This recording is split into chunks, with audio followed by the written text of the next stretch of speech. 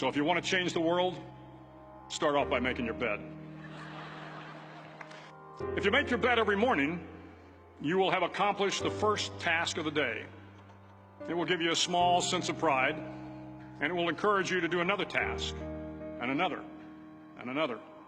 And by the end of the day, that one task completed will have turned into many tasks completed. Making your bed will also reinforce the fact that the little things in life matter. If you can't do the little things right, you'll never be able to do the big things right.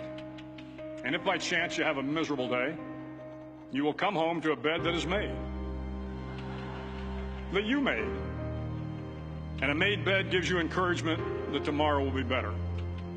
To pass SEAL training, there are a series of long swims that must be completed. One is the night swim. Before the swim, the instructors joyfully brief the students on all the species of sharks that inhabit the waters off San Clemente. They assure you, however, that no student has ever been eaten by a shark, at least not that they can remember.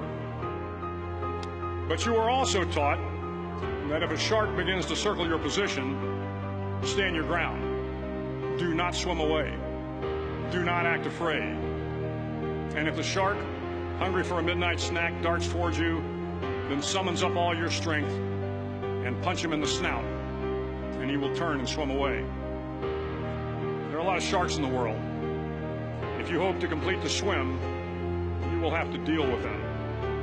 So if you want to change the world, don't back down from the sharks.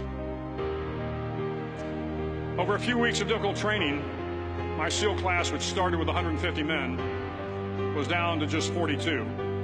There were now 6 boat crews of 7 men each. I was in the boat with the tall guys, but the best boat crew we had was made up of the little guys, the Munchkin crew, we called them. No one was over 5'5". The Munchkin boat crew had 1 American Indian, 1 African American, 1 Polish American, 1 Greek American, 1 Italian American, and 2 tough kids from the Midwest. They out-paddled, outran, and outswam all the other boat crews. The big men in the other boat crews would always make good-natured fun of the tiny little flippers the Munchkins put on their tiny little feet prior to every swim.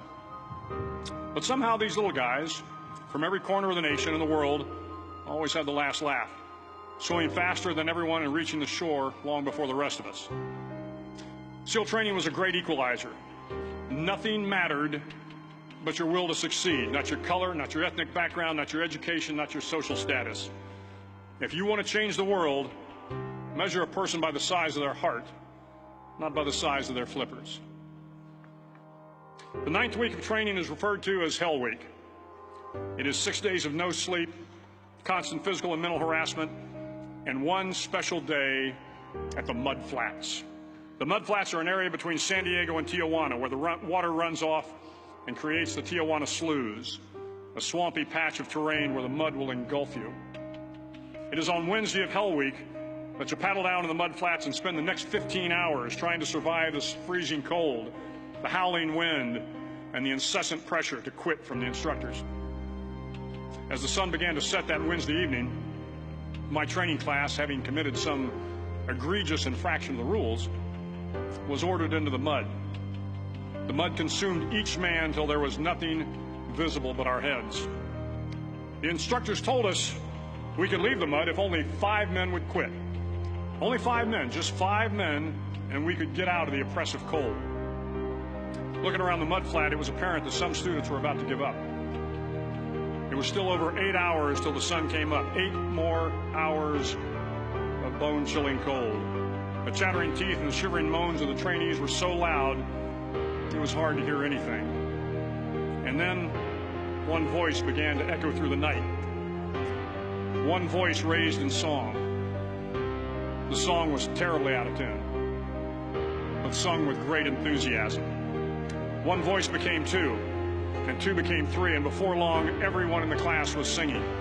The instructors threatened us with more time in the mud if we kept up the singing, but the singing persisted, and somehow the mud seemed a little warmer, and the wind a little tamer, and the dawn not so far away. If I have learned anything in my time traveling the world, it is the power of hope.